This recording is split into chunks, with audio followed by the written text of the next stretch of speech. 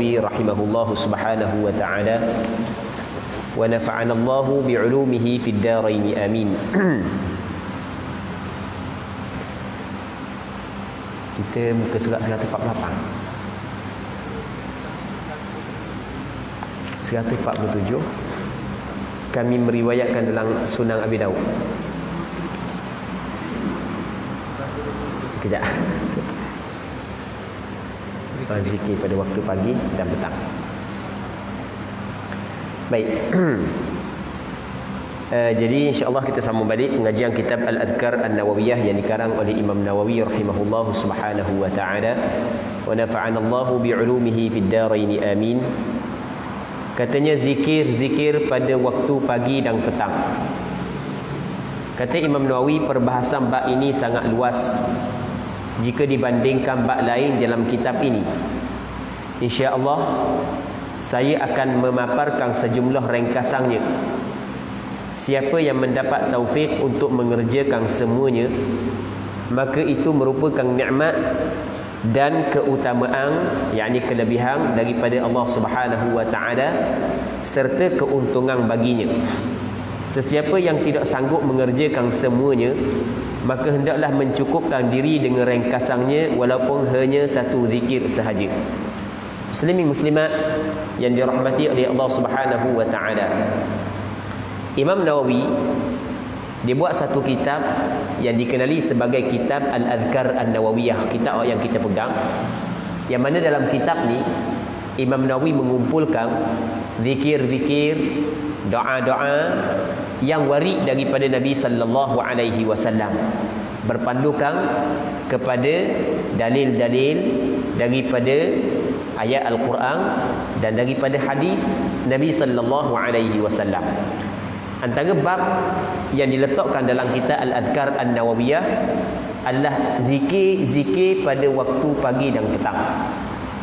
Waktu pagi dan waktu petang ada zikir-zikir yang dianjurkan oleh syarak, yang dilakukan oleh Nabi sallallahu alaihi wasallam. Yang mana Imam Nawawi menyebut bahawasanya dalam kitab dia, bab yang paling panjang sekali adalah bab ni, bab zikir pagi dan zikir petang. Jadi kata Imam Nawawi ginilah, bagi orang yang mampu amal belaka lah, itu adalah taufik dan anugerah daripada Allah Subhanahu wa taala. Tapi bukan semualah hak yang mampu amal belaka, hak yang dia sebut. Nanti kita tengok start daripada hak yang kita baca malam ni, tak tahu berapa minggu habis. Tengok banyak mana, memang tarik nafas panjang nak ke perhabis kita hak yang belajar pun nak perhabis pun panjang dah kalau orang hak amal tak tahu lagu mana kan. Jadi tu kata Imam Nawawi, kalau bagi orang hak yang dapat amalkan kesemuanya itu adalah taufik dan anugerah daripada Allah Subhanahu wa taala. Tapi kalau tidak mampu melakukan kesemuanya sekali pun, buatlah, ambillah sekadar hak yang reka-reka aja. Sekurang-kurang satu pun tak apa dah. Kalau tak boleh belaka pun satu pun tak apa dah. Baik.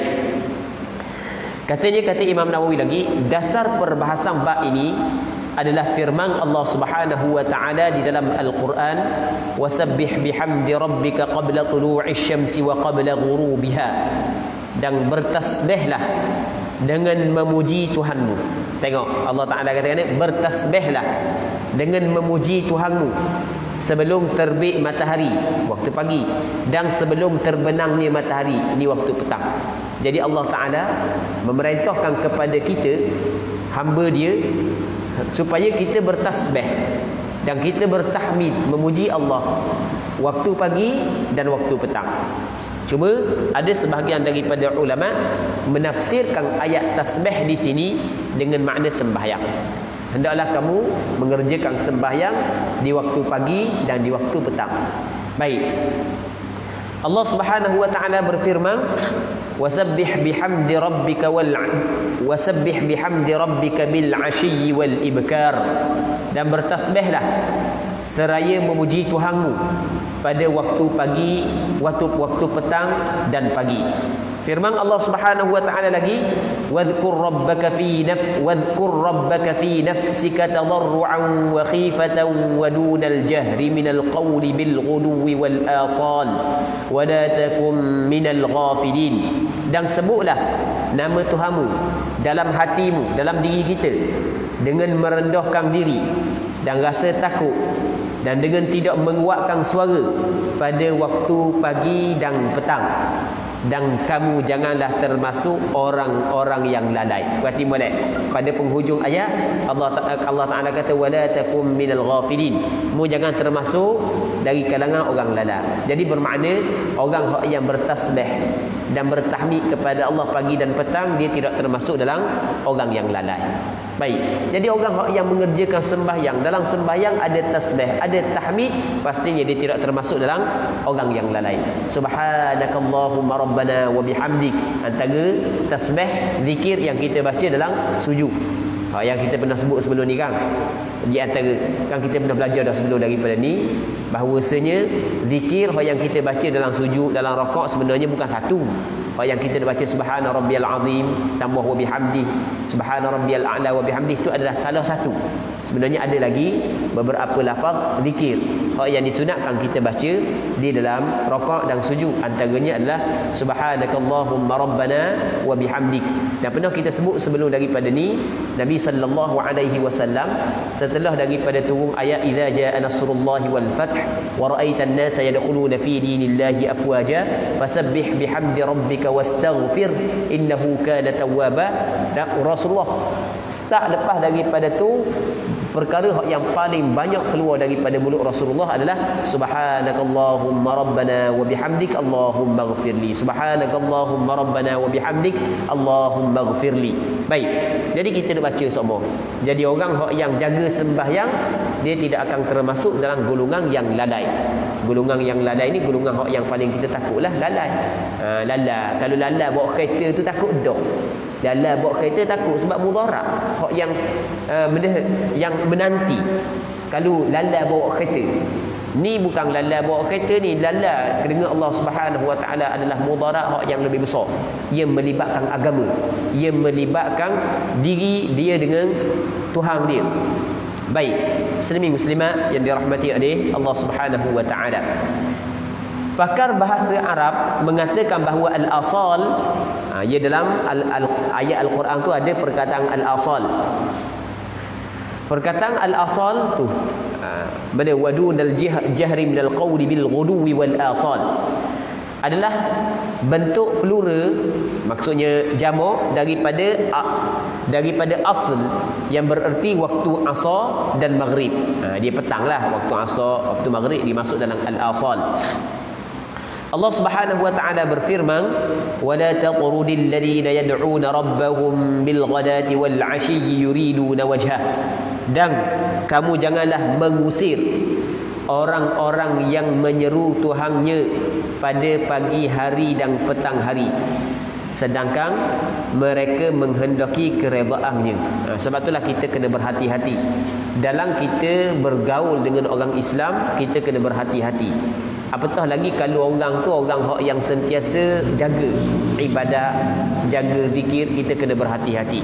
Sebab bimbang ni benda yang dilarang oleh agama. Mu jangan usir orang yang menyeru Tuhannya pada pagi hari dan petang hari. Sebab kita bimbang, kita duduk balah saat itu, kita duduk balah dengan wali Allah Subhanahu Wa Taala, orang yang rapat dengan Allah.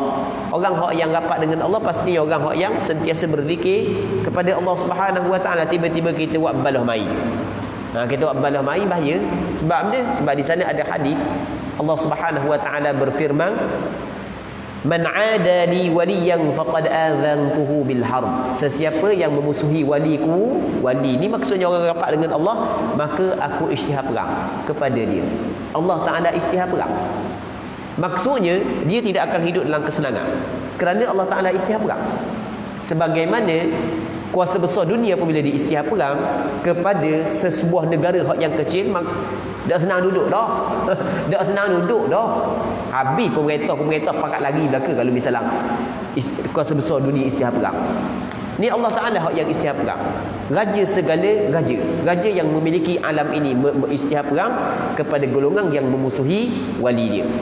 Baik. Maka bahasa Arab mengatakan bahawa perkataan al-ashi dalam Al-Quran ada bil ghadati wal ashi adalah waktu di antara gelincir matahari hingga tenggelam. Start daripada zuhur sampai ke terbenang matahari, itu yang dimaksud dengan al-ashi. Seterusnya Allah Subhanahu wa taala berfirman, fi buyutin adzinallahu an turfa'a wa yuzkara fiha ismuhu yusabbihu lahu fiha bil ghuduwi wal asal rijalun la tulhihim tijaratun wa la bay'un 'an dzikrillahi wa iqamis salati wa ita'iz zakah yakhafuna yawman tataqallabu fihi al qulub wal absar. Bertasbih kepada Allah di masjid-masjid yang telah diperintahkan untuk dimuliakan dan disebutkan namanya di dalamnya pada waktu pagi dan waktu petang. Lelaki yang tidak dilalaikan oleh perniagaan, ni golongan yang Allah Ta'ala puji.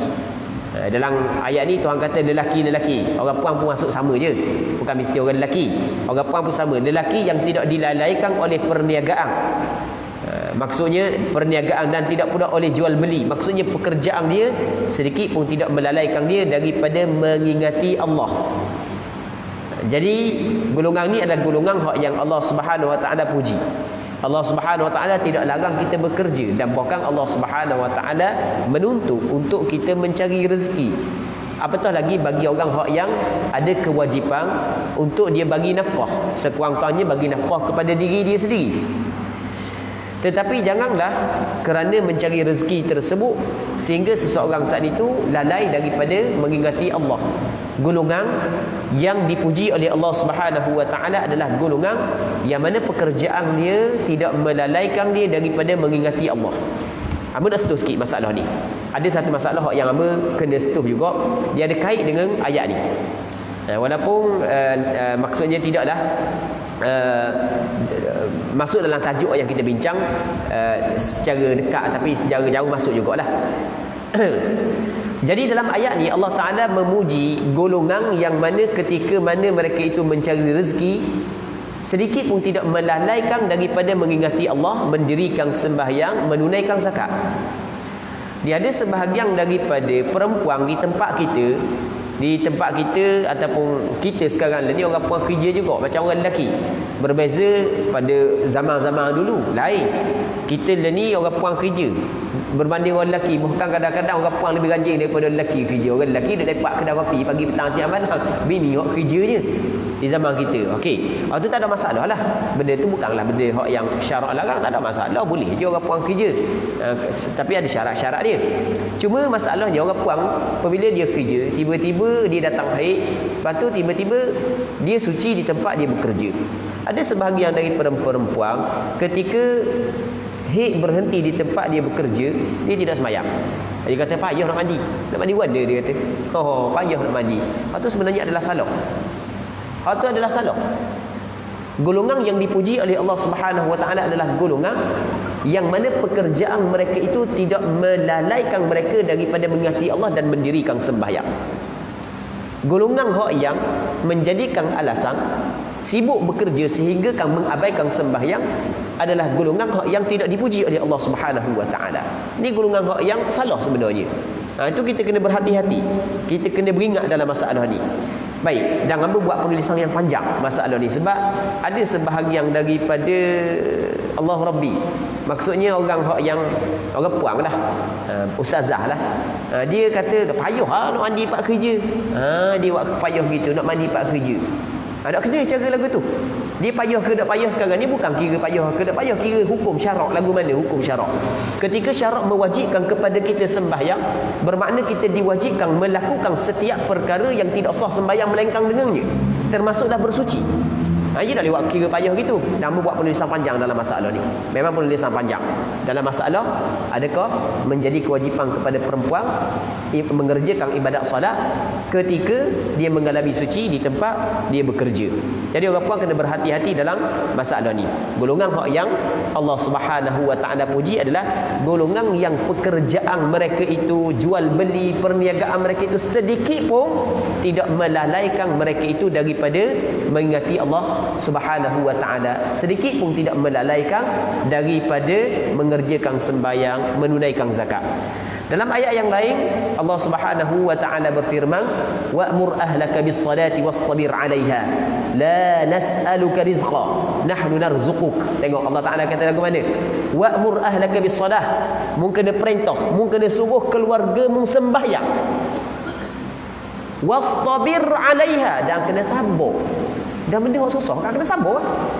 Tengok Allah Ta'ala kata kena sabar. Dalam mengerjakan sembahyang kena sabar. La nas'aluka rizqa, kami tidak meminta rezeki daripadamu, bahkan kami yang memberi rezeki kepadamu. Cuba perhati molek ayat.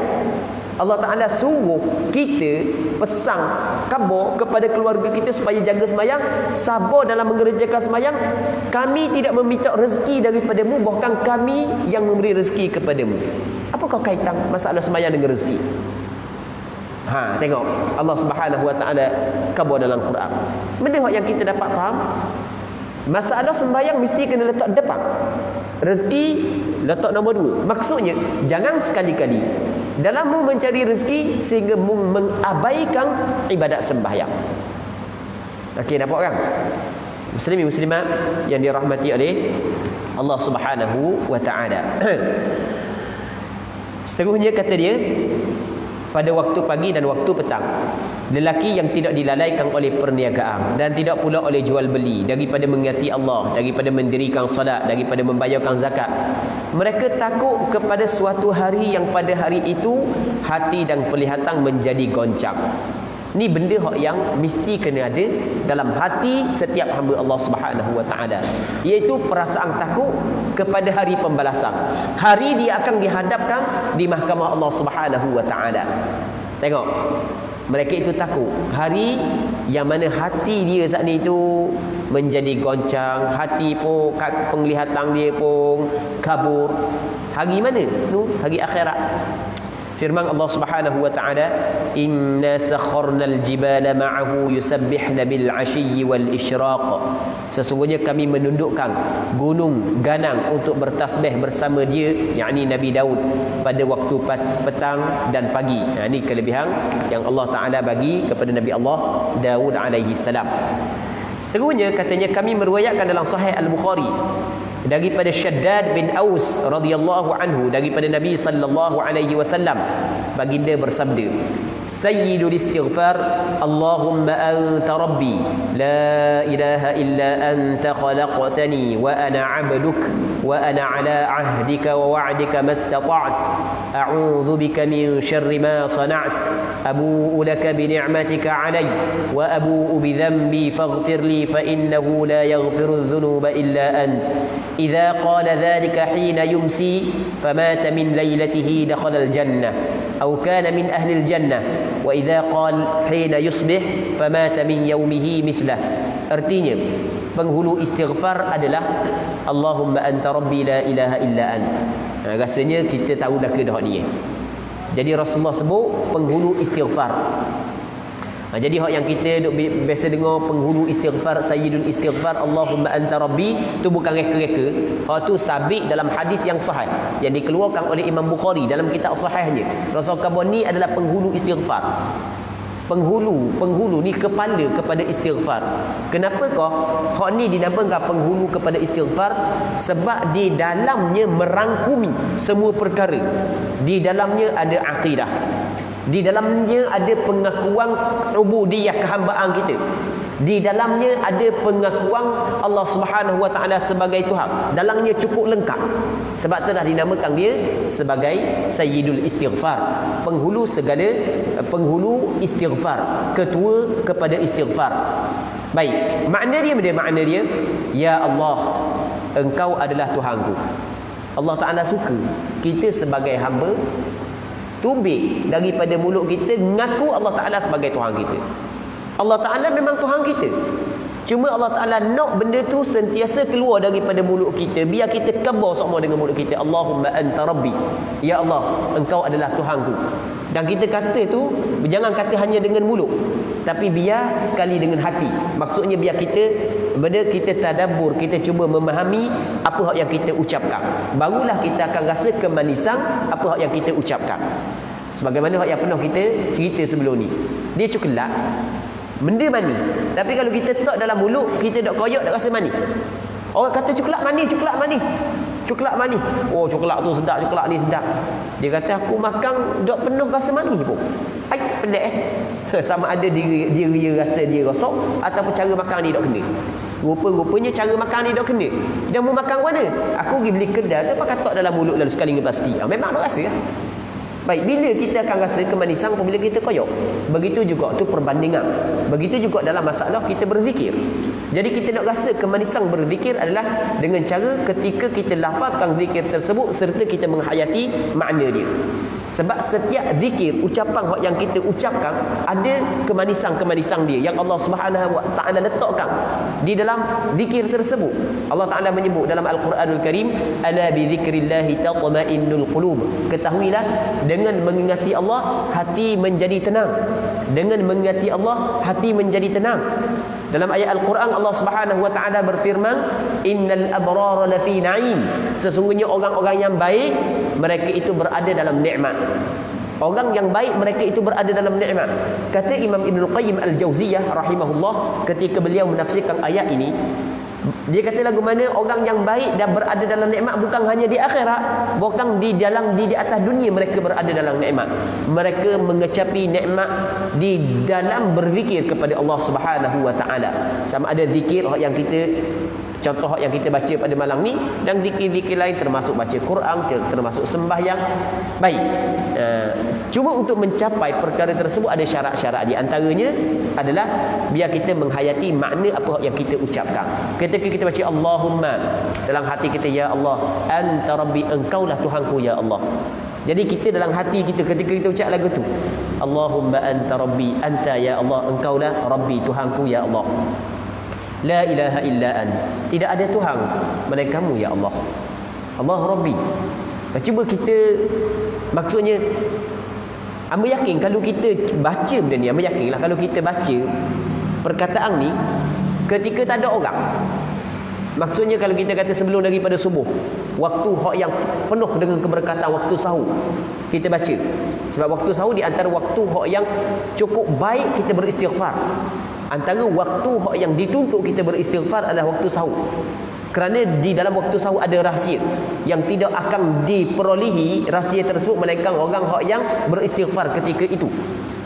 Dalilnya Allah Subhanahu wa taala berfirman dalam Al-Quranul Karim, wabil ashari yastaghfirun. Dan di waktu sahur mereka itu beristighfar. Mereka itu beristighfar pada waktu sahur. Ketika orang sedang tidur, kita bangun awal sikit. Tak mesti kata bangun pukul 3 pagi. Kata-kata kalau pukul 5 pagi kita bangun, kita semayang hak yang patut kita semayang, duduk atas jadah tak ada orang, kita istighfar, kita baca hak ni, lepas tu kita hayati makna. Kita akan rasa kelainan, kita akan rasa kemanisan Allah Subhanahu wa taala bagi. Dan yakin ada sebahagian daripada kalangan kita merasai perkara ini. Baik. Allah Rabbi, Allahumma anta, ya Allah, engkau Rabbi, Tuhanku, la ilaha illa an, tiada Tuhan melainkan engkau ya Allah. Baik, khalaqtani, engkau menciptaku ya Allah. Wa ana 'abduk, aku ni hamba-Mu ya Allah. Wa ana ala ahdika, dan aku sebenarnya ya Allah terikat dengan janji. Wa wa'dika. Okey, kita baca yang dia terjemahlah. Sedangkan aku adalah hamba-Mu yang terikat dengan janji dan ketentuan-Mu semampuku. Aku berlindung kepadamu. Kita sebenarnya terikat dengan janji Allah Subhanahu wa taala. Mana janji? Alastu bi rabbikum? Qalu bala. Bukankah aku Tuhan kamu? Mereka itu bersaksi, ya, engkau adalah Tuhanku. Kita berjanji dengan Allah Subhanahu wa taala. Aku mengakui segala nikmat yang telah engkau berikan kepadaku. Kita mengaku segala nikmat yang Allah Ta'ala bagi kepada kita. Allah Ta'ala bagi kepada kita nikmat banyak siang malam. Cuma kita dituntut kepada kita kena buat pengakuan nikmat tersebut di hadapan Allah Subhanahu wa taala. Antaranya adalah kita baca ni. Baik.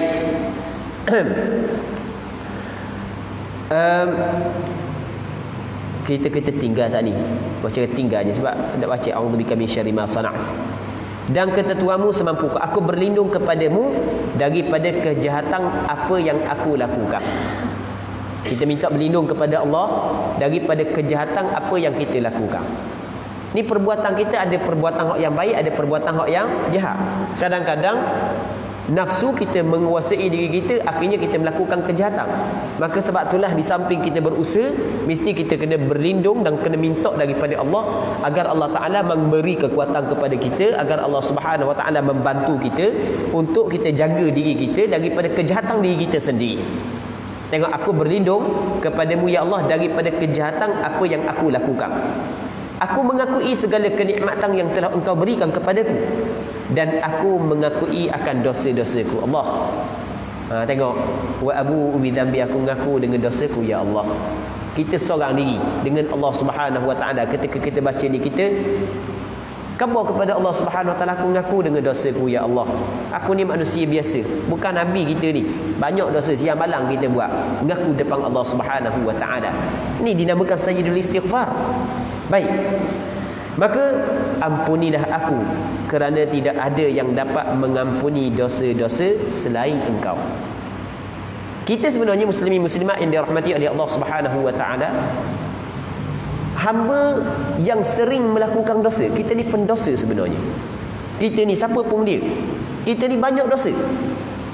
Allahu Rabbi. Orang hak yang paling rugi adalah golongan hak yang menganggap bahawa dia orang hak yang baik, tapi pada hakikatnya dia bukan orang baik. Orang tu orang hak yang paling rugi. Dia berada dalam kesilapan, berada dalam dosa, tapi dia tidak sedar dosa hak yang dia lakukan. Dia orang hak yang paling rugi. Orang hak yang paling baik, orang hak yang paling sempurna adalah ketika dia melakukan dosa, dia sedar dia berdosa dan dia mengadukan dosa tersebut kepada Tuhan yang mengampun dosa, agar dosa itu diampun oleh Allah Subhanahu Wa Ta'ala. Baik, tengok, dia ngadu depan Allah Subhanahu Wa Ta'ala, dan aku mengakui akan dosa-dosaku, maka ampunilah aku, kerana tidak ada yang dapat mengampuni dosa-dosa selain engkau ya Allah. Kata Nabi sallallahu alaihi wasallam, siapa yang membacanya pada petang hari kemudian meninggal dunia di malam itu, maka dia masuk syurga atau termasuk dalam penghuni syurga. Maksudnya perawi syok, Rasulullah kata dia masuk dalam syurga ke ataupun dia saat itu termasuk dalam penghuni syurga. Tapi yang pentingnya dia adalah penghuni syurga. Orang yang baca pada waktu pagi, kata Rasulullah, siapa yang membacanya pada petang hari kemudian dia meninggal pada malam tu, maka dia masuk syurga. Dan siapa yang membacanya pada pagi hari kemudian meninggal dunia di hari itu, sepertinya maksudnya dia akan masuk syurga. Allahu Rabbi. Jadi amalkan pagi, petang. Bukan mesti duduk atas tikar jadah, bukan.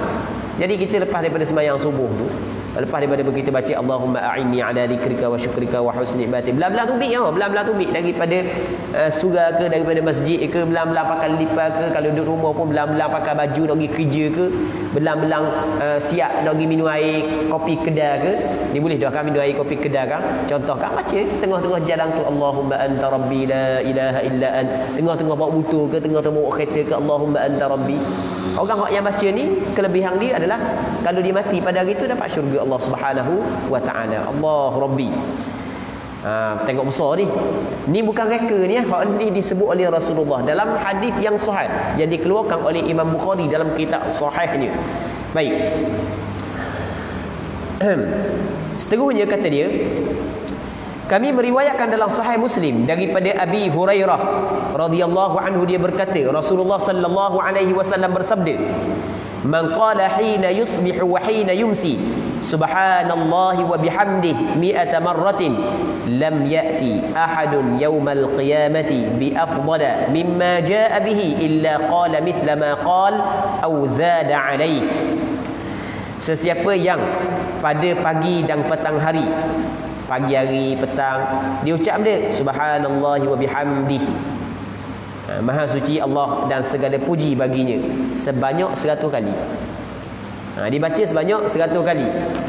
Maka kata Nabi SAW, tidak akan ada seorang pun pada hari kiamat yang membawa amalan lebih baik daripada amalannya. kecuali orang yang melakukan perkara yang sama atau menambahkan ataupun melebihkannya lagi ataupun buat lebih lagi. Mudah je, subhanallahi wa bihamdih. Subhanallahi wa bihamdi dalam hadis ni. Ada hadis subhanallahi wa bihamdihi subhanallahil azim. Hadis ni subhanallahi wa bihamdi boleh belaka. Ni hadis subhanallahi wa bihamdi. Juga hadis sahih dikeluarkan oleh Imam Muslim. Baik, Allah Rabbi, besar ganjarannya. Sebab apa besar sangat ucapan subhanallahi wa bihamdi? Kerana dalam ucapan subhanallahi wa bihamdi, ketika kita ucap perkataan tersebut, kita telah menyabitkan segala kesempurnaan bagi Allah dan kita menafikan kekurangan daripada Allah Subhanahu wa taala. Antara benda yang diwajibkan kepada setiap mukallaf, kena tanam dalam hati dia, kena i'tiqad, kita kena pegang kemah keming akidah adalah Allah Ta'ala bersifat dengan segala sifat kamalat, segala sifat kesempurnaan, dan Allah Ta'ala tidak ada sedikit pun kekurangan pada Allah Subhanahu wa Ta'ala.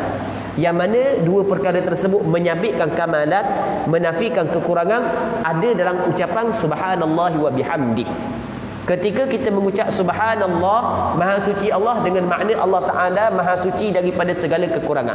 Ketika kita mengucap wa bihamdi, segala puji bagi Allah Subhanahu wa Ta'ala, ia memberi maksud kita telah menyabitkan kesempurnaan untuk Allah Subhanahu wa Ta'ala. Sebab itulah besar pahala bagi orang yang ucap perkataan ni 100 kali, sekejap aja sebenarnya.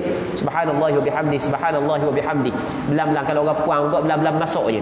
Belam-belam siap bawang je. Belam-belam basuh baju je. Allah Rabbi.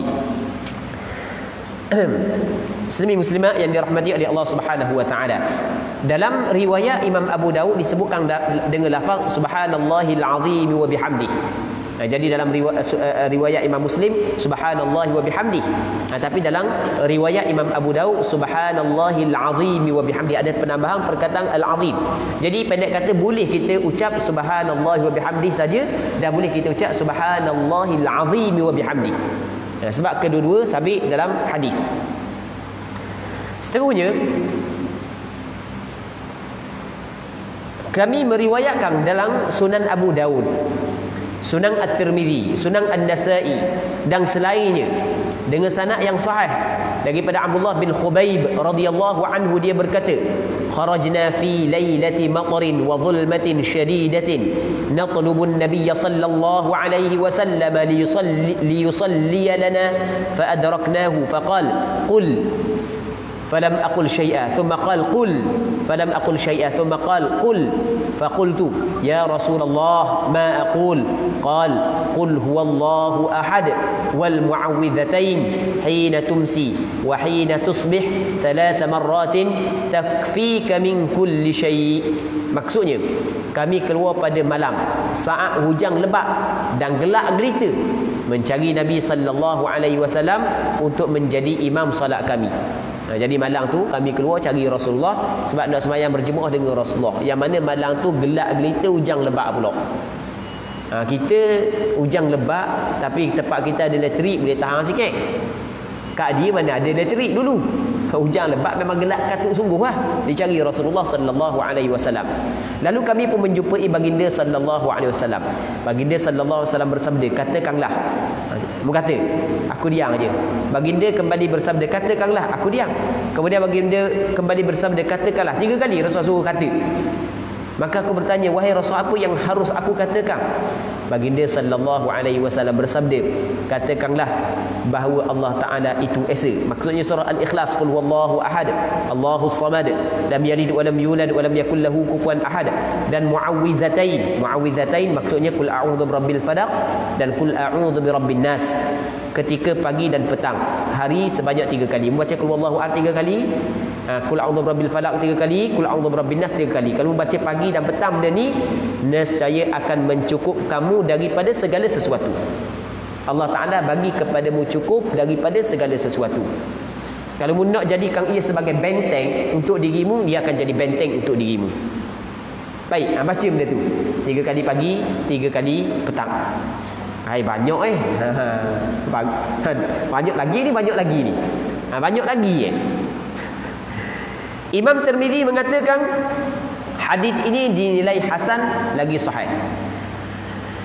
Kami meriwayatkan dalam Sunan Abu Dawud, Sunan Tirmizi, Sunan Imam Ibn Majah dan selainnya dengan sanad yang sahih daripada Abu Hurairah radhiyallahu anhu, daripada Nabi sallallahu alaihi wasallam, annahu kana yaqulu idza asbah Allahumma bika asbahna wa bika amsayna wa bika nahya wa bika namut wa ilaika an-nusyur, wa idza amsa qala Allahumma bika amsayna wa bika nahya wa bika namut wa ilaika an-nusyur. Maksudnya,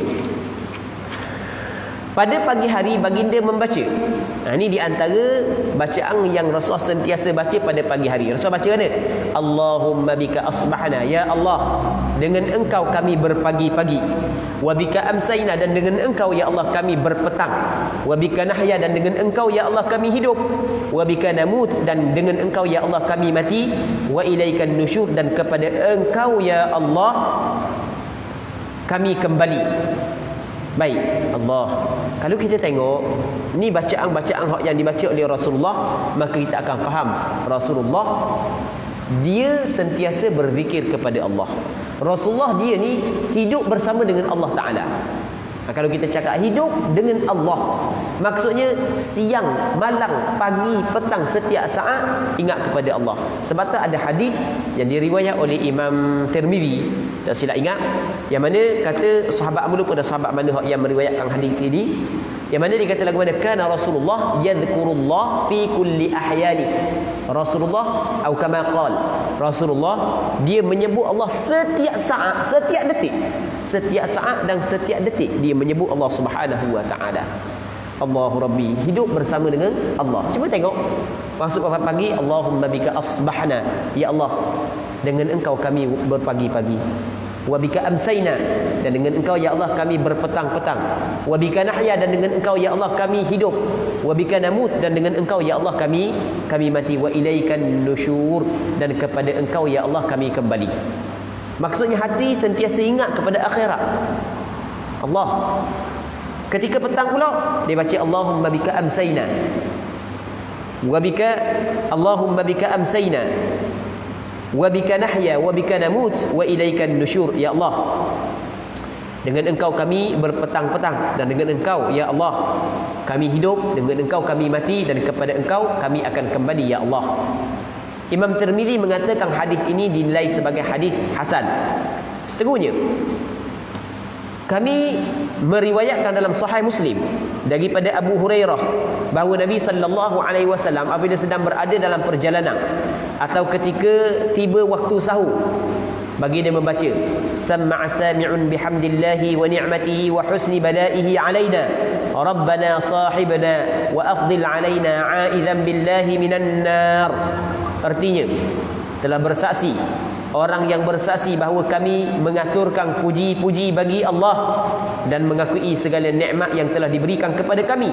Wahai Tuhan kami, temanilah kami dan berilah kami kurniaan-Mu. Kami berlindung kepada Allah daripada seksa neraka. Allahu Rabbi. Rasulullah orang hak selamat dah daripada neraka ni. Orang yang dijamin dia akan selamat daripada neraka Allah, tapi sentiasa minta berlindung kepada Allah daripada neraka Allah. Sebab nak ajar kepada kita. Satu, yang keduanya, orang yang semakin dekat dengan Allah dia semakin takut. Semakin kenal Allah semakin takut. Sebab sentiasa dia minta berlindung kepada Allah daripada neraka Allah. Al-Qadhi Iyad dan penulis kitab Al-Matadi' serta yang lain mengatakan, Imam Nawawi bagi pandangan ulama yang lain dalam mensyarahkan hadis ini, lafaz sam'a dengan harakat fathah bagi datang pada huruf mim patut tasydid, sam'a artinya orang yang mendengar menyampaikan perkataanku ini kepada orang lain. Sam'a dia menyampaikan perkataan ni kepada orang lain. Ini disebut sebagai penekanan akan zikir pada waktu sahur dan doa pada waktu tersebut. Al-Khattabi membacanya dengan lafaz sami'a.